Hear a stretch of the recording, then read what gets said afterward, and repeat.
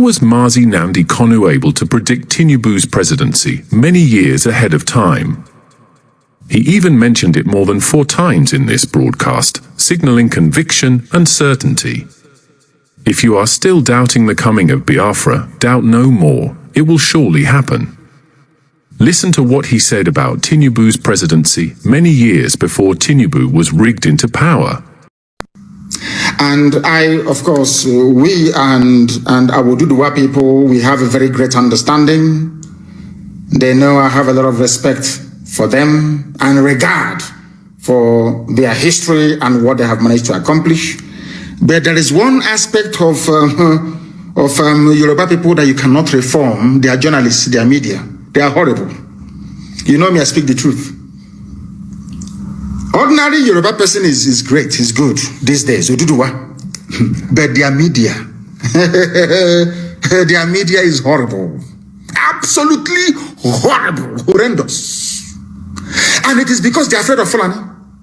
Yoruba journalists is afraid of Fulani. Or should I say they are trying to protect their interest because they know that 2023, in every likelihood, they may rig Tinubu into office. But I want to remind them of this, please. Very, very important.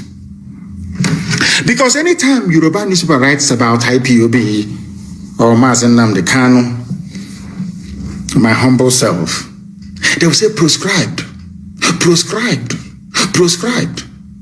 In other words, some people feel that they have something to gain from Nigeria over and above their well-being, their safety, their honor, and their dignity. I have never seen any Yoruba newspaper campaign for the designation of Miyetti Allah as a terrorist group. None whatsoever. Because if we are still talking about one Nigeria, maybe one day it will be our turn to go back to Asarok again.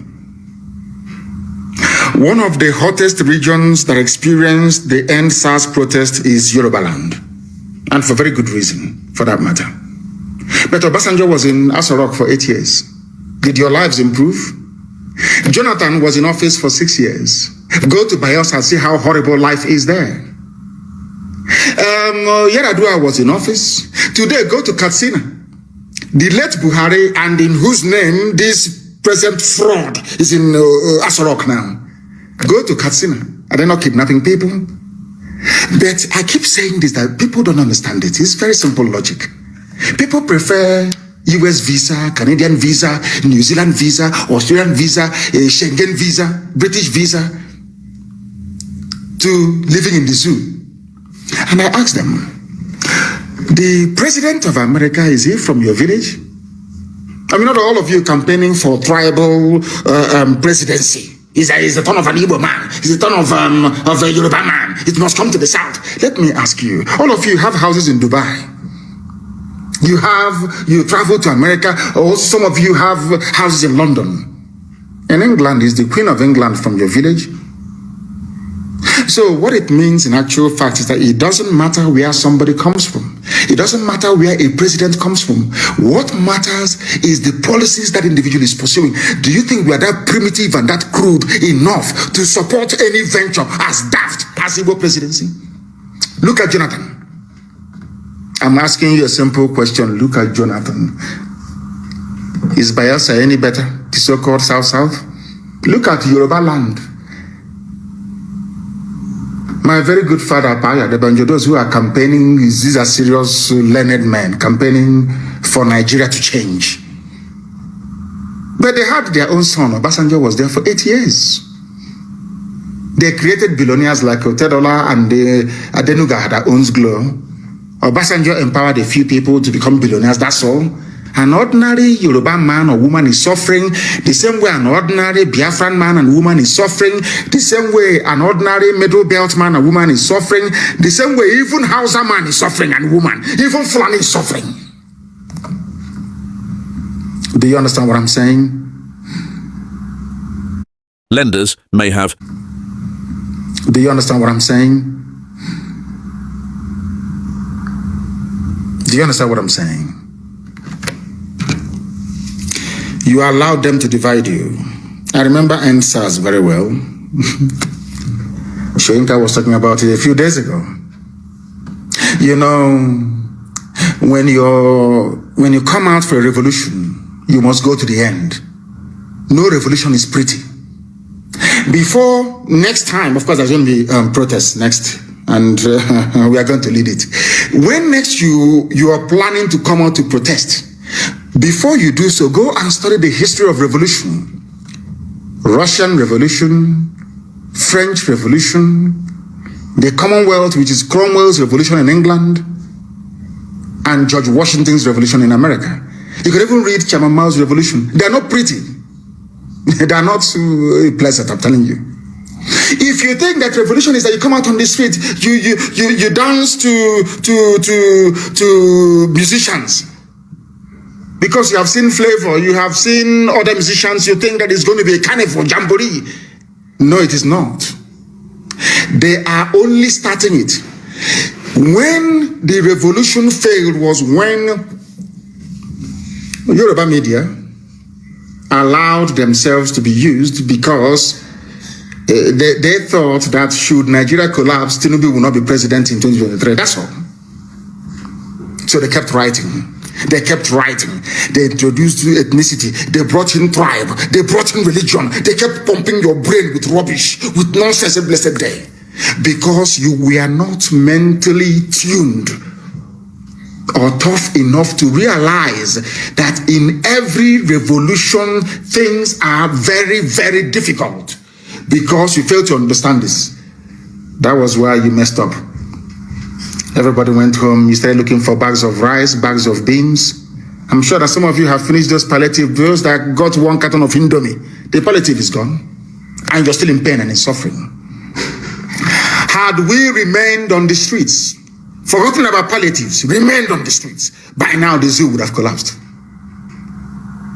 But you know, Yoruba media, they would like you to blame somebody. You want to blame. There has to be somebody to blame. Oh, he's Nnamdi Kanu. Oh, he made a stupid idiots. As if during revolution there's no broadcast. Go and read Chairman Mao in China, the Cultural Revolution. Go and read about the Bolsheviks in Russia. Go and read about Oliver Cromwell. Oliver Cromwell caught the King of England, King Charles I, and cut off his head. You know what he said to Charles before he killed him? I want to prove to you that your blood is not blue but red like ours. I want to prove to you that you're a human being like all of us here. Oliver Cromwell cut off the head of a crowned king of Europe, King Charles I of England. Can you imagine people going to Asarok to cut off the head of this little boy from Yusuf Mohammed from Niger Republic? Media will, what they write, oh my God. So a revolution is not pretty. If you're not prepared mentally for a revolution, then don't come out. You have finished your two packets of Indomie from warehouse. Typical black people chasing food. Today, where is that food? You have eaten it, you have been to the toilet, it's over. And you're still suffering, you're in pain. And I reminded that was exactly what Che Guevara said when he came to Congo to fight. Che Guevara said, I cannot, when he went back to Latin America, they asked him, why did you come? He said, I cannot stay in Africa. An African man does not know how to put the need of his freedom before his stomach. He always wants to eat. Food, always.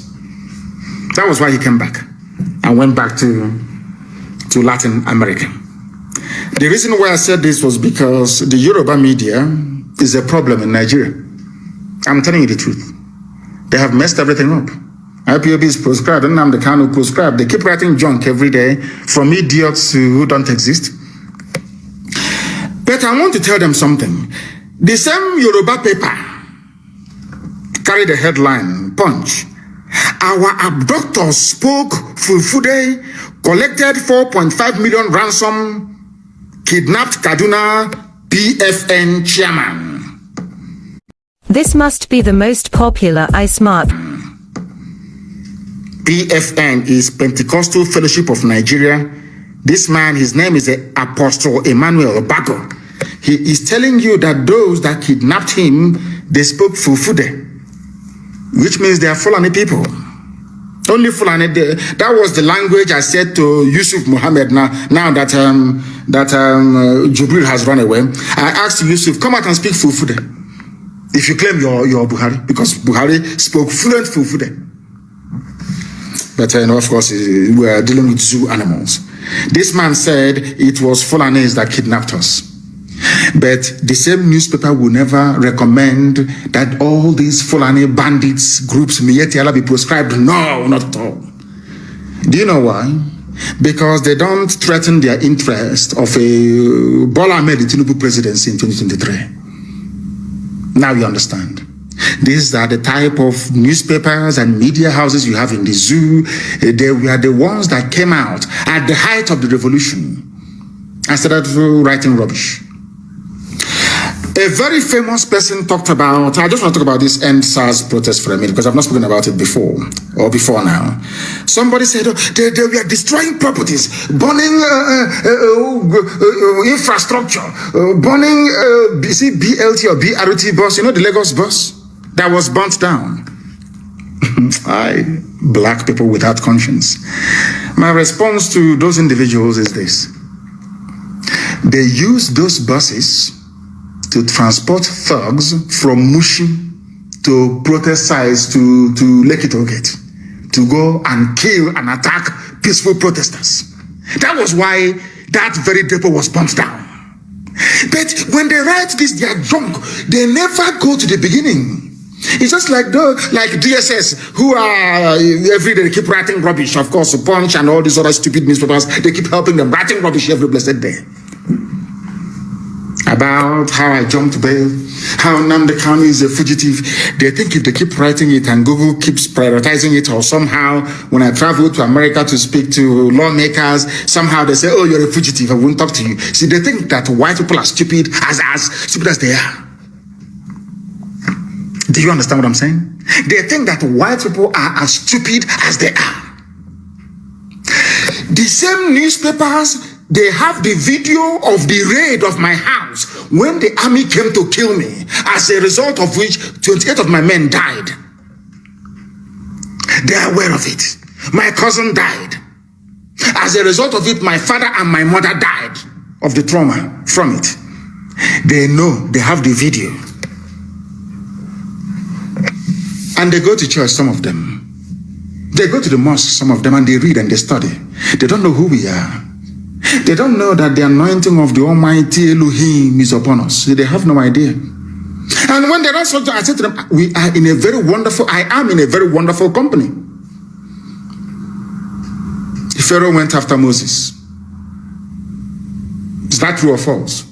Herod went after baby Jesus.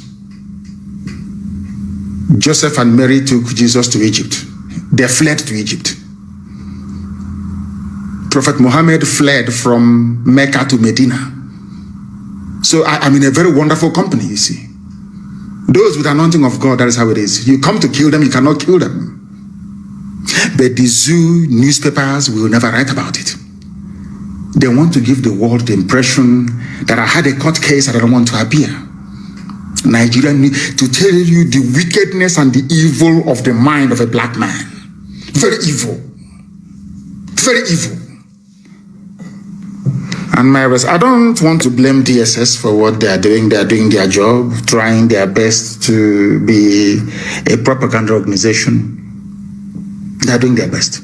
But I want to let them understand, the newspapers in the zoo, Vanguard, Punch, and all these idiots writing junk all the time, that I am in a very good company.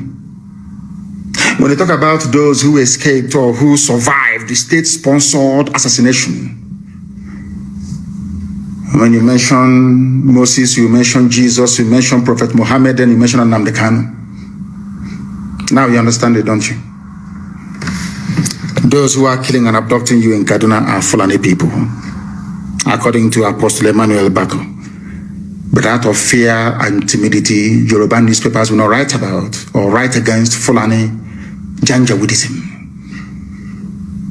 because they want a pot of porridge in 2023 with Tinubu presidency. Typical black people. When their wives are pregnant, the editor of Punch newspaper, when the wife is pregnant, she will go to America to go and give birth. And I ask them, in that America you're going to, is Biden that is now coming in a Yoruba man? But in the zoo, Nigeria, you're writing about a Yoruba presidency. It must come to the south. Those morons in the east are writing about Igbo presidency. But your families are in America and all over Europe. Is Boris Johnson from your village? People want a country that is run properly based on policies, not the ethnicity of the idiot in Asarok. Very simple. Shagari was a good man. Lenders may have. Sheikh Shagari was a wonderful man. He's a Fulani, but he was a good man. I'm saying my own, how I see it. Do you know that the best development that ever happened in the East happened when, or should I say, after the miracle of Dr. Michael Obara?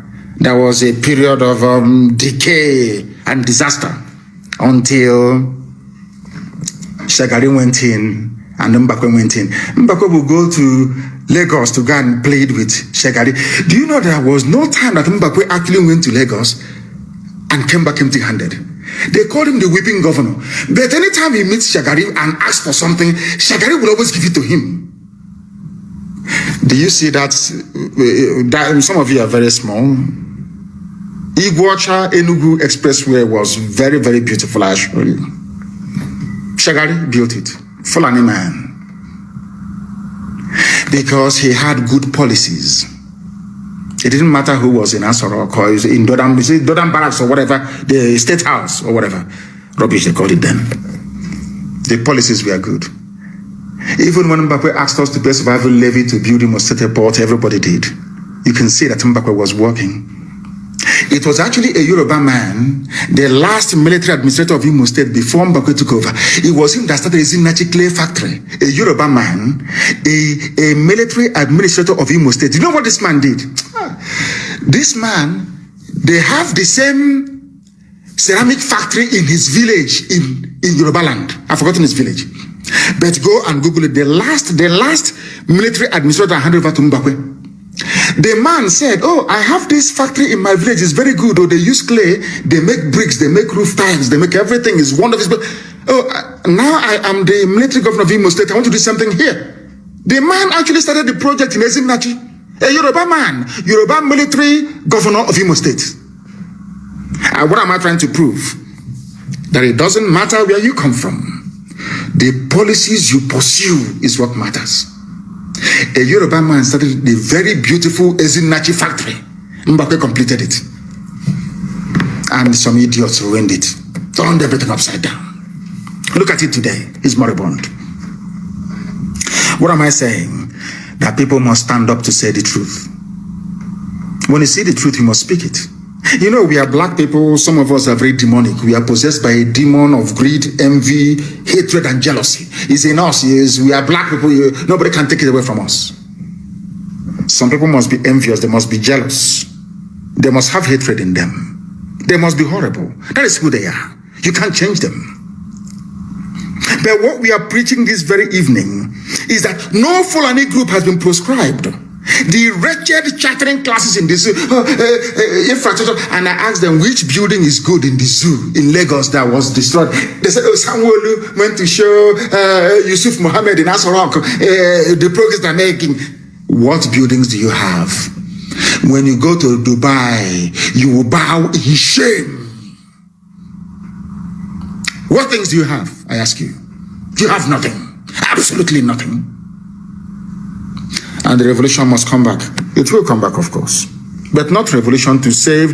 If, I have said it before, if people gather, if by the time Soyinka and even Tinubu was campaigning for Sovereign National Conference in pre-1999, the Third Republic, that they actually sat down and people voted for a new constitution. Who am I? I'm a Democrat. Who am I to say no to Nigeria? I can't say no to Nigeria because even our own people voted for it.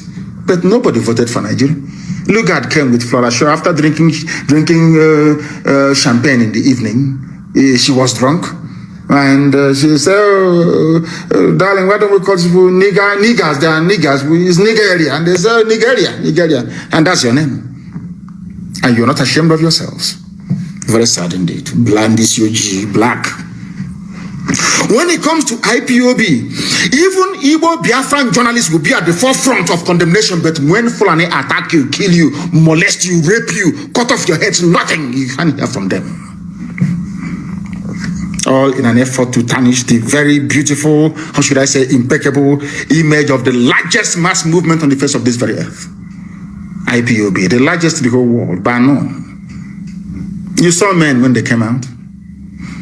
Camp 1, Camp 2, Camp 3, men.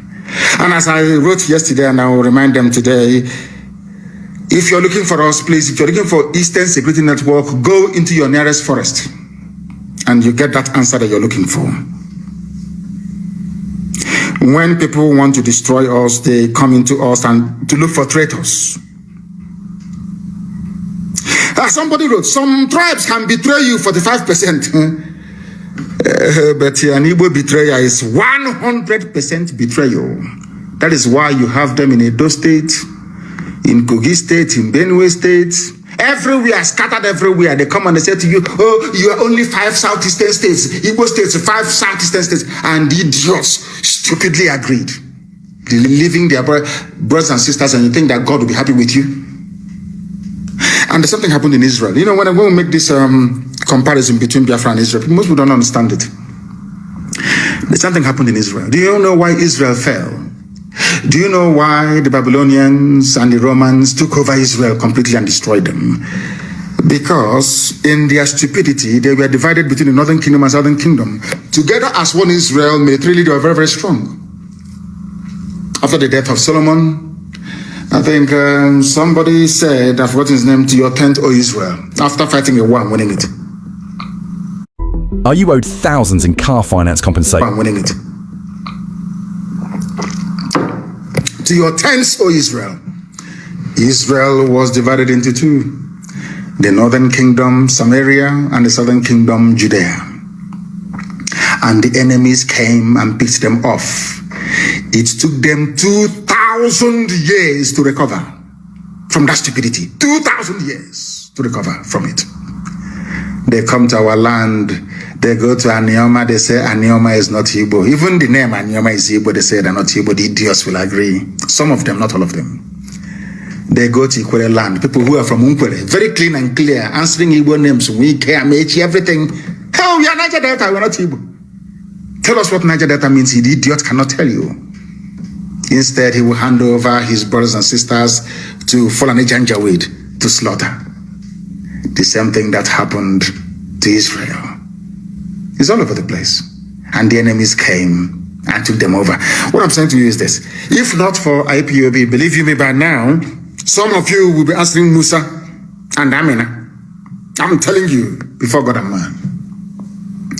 We are the ones that stopped them in Ebonyi. All the years I've been telling you, we've been stopping them. You didn't believe me, did you?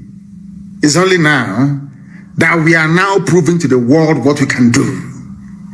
They cannot take Ebonyi State. Omahi is a madman. They can't take Ebonyi State. We will all die there. They can't take Ebonyi State. And they know it anyway. They know. If you stand in our way, you will go down. Today they gave you another Janjaweed slave as your Hanese president. He doesn't know where he's coming from. He doesn't know where he's going. His job is to make sure that Fulani settlements continues in our land. He's a learned man. He claims he's a professor. He was the ambassador to USA, ambassador to Israel. And I asked him in Israel, who are the founding fathers in Israel? Who created Israel? Modern day Israel. Of course, it's God Almighty in heaven. Who created USA? God Almighty in heaven. He served in places where God created all those nations. He's coming back to support a project that was created by a man, a mortal flesh, and named by a woman. And he's a professor. And he plans to support his good friend, Ibrahim Gambari. You know, they're very close. I don't know how Fulani Janjaweed managed to do this to us. They always speak idiots. They get Yoruba papers and some Igbo stupid journalists to write about them glowingly, And that's it. Apex Igbo organization is basically an extension of Fulani Yetiala Janjaweed organization.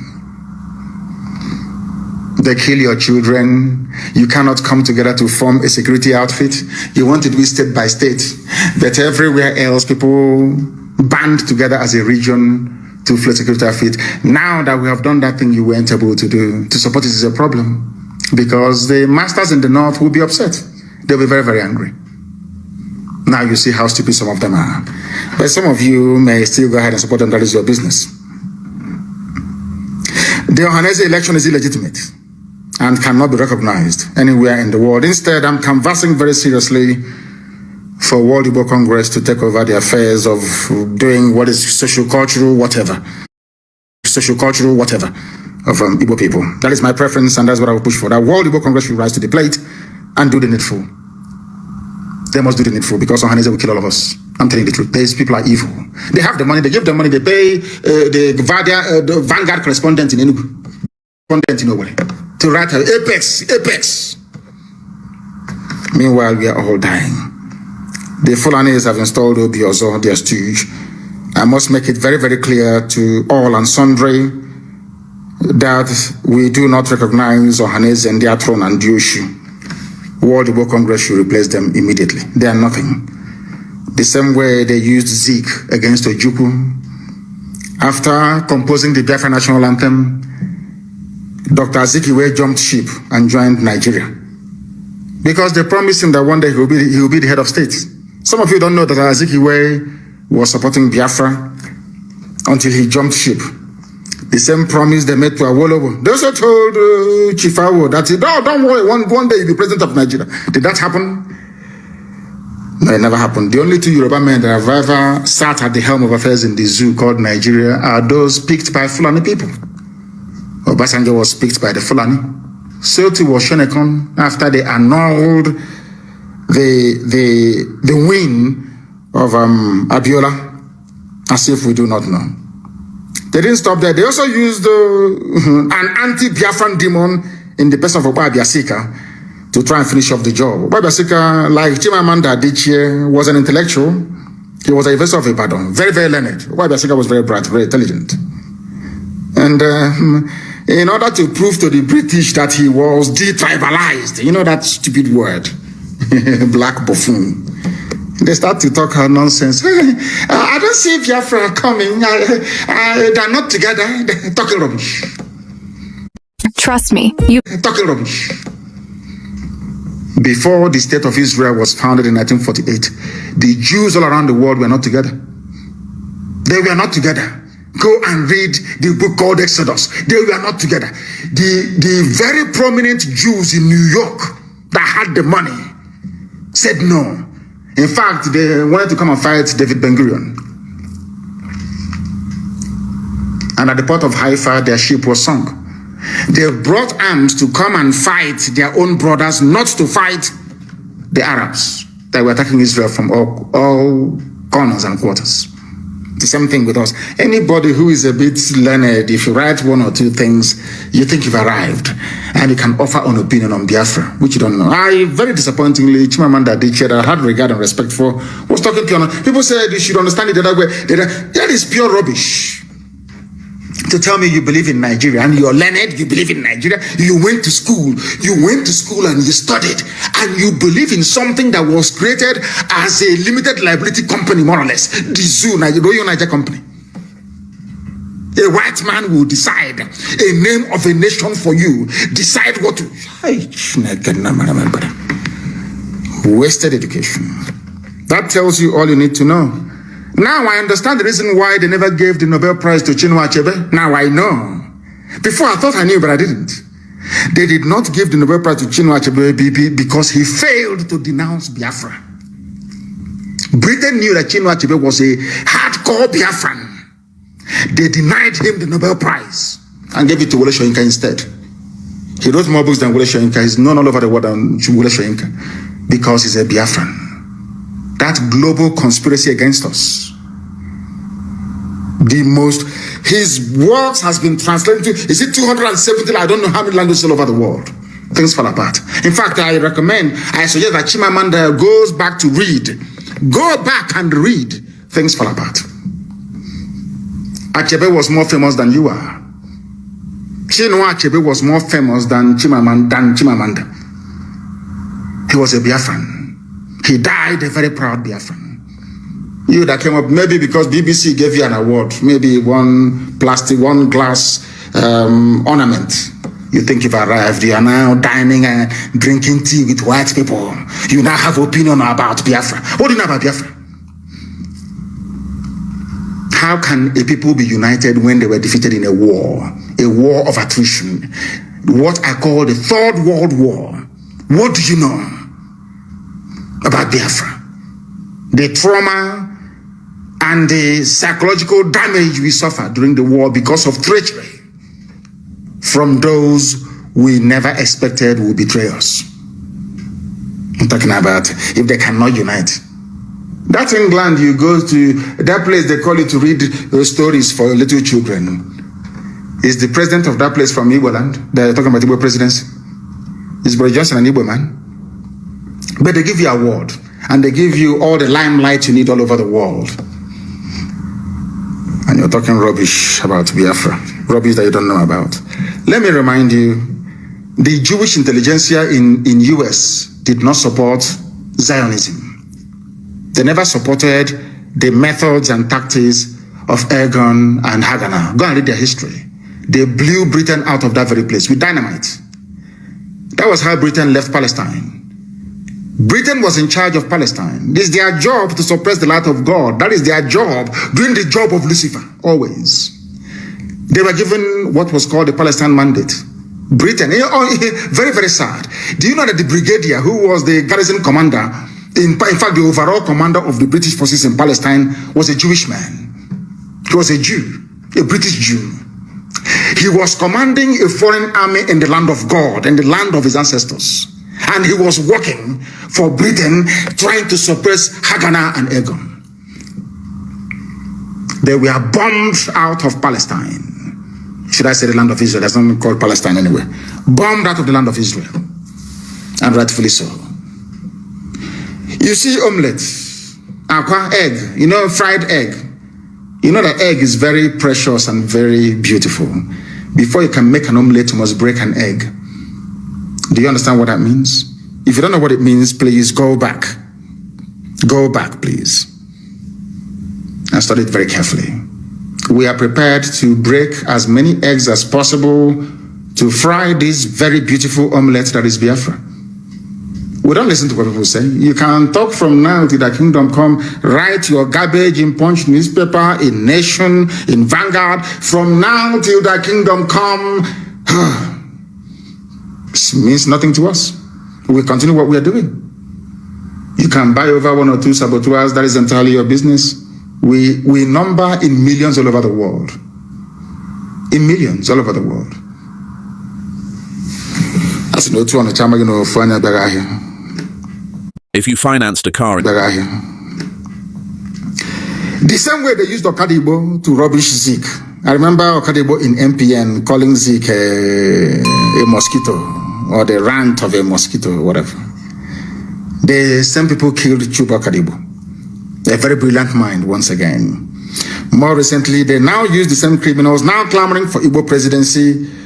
You see them now, Igbo presidency, Igbo presidency. You think they have something upstairs? They have nothing upstairs. All of them. Omahi wants Igbo. Omahi, yes, he wants Igbo presidency. Oh, Ochuso Carlo, you want Igbo presidency? Oh, maybe even Nwobodo, you want Igbo presidency? Yes. Now let me ask you a question. When Ekwueme came out to contest in 1999 Igbo presidency, what did you do in Jos, Ochuso Carlo? You betrayed Ekwueme. You voted for Obasanjo. Jos PDP convention in 1999. So that time, Igbo presidency wasn't good, or wasn't good enough. It's now that you want it, yes? And now let us go to Dave Umahi. Your own brother Peter Obi, who contested with Atiku under your own political party. You were in PDP, but you delivered the Ebonyi State to APC against your own brother. Now you want to contest because you felt that should Peter Obi go and succeed and become VP to Atiku, after 8 years or thereabout, or after 4 years, Peter Obi will naturally succeed and become the president of the zoo, thereby spoiling your own chances. What did you do? What did you do, I ask? You campaigned against your own brother, against your own fellow Igbo brother. Now you're talking about Igbo presidency. I just want to prove to the world that these people are just criminals, a gang of thieves, all of them. After campaigning against Ekwueme, all of them, do you know that the entire PDP caucus from the East never voted for Ekwueme? So they were asking themselves, how come your own brothers don't want to vote for you? Or Joseph Carlo was there. Some people are championing, he should be the president. But Ekwueme served Shagari very well. Never stole a dime. In fact, bankrolled MPN. He was a multimillionaire and is very successful architect in the USA before he came back. Very wealthy man. Ekwueme. Ojus Okalo, did you vote for Ekwueme in 1999? Now that you're campaigning for Igbo presidency, was Ekwueme running for Igbo presidency? Igbo presidency is our turn. When your brother Peter Obi was campaigning, did you campaign for him? Did you vote for him? Despite the fact that he is your brother in the same political party. That is why all this your nonsensical Igbo presidency is dead on arrival. When we were doing Biafran, did you support anybody? Instead, you call the army to come and kill us. And now you want us, you want to go to Abuja. You send their force now, they'll bring they'll bomb everybody to death. They are Igbo presidency, useless set of idiots.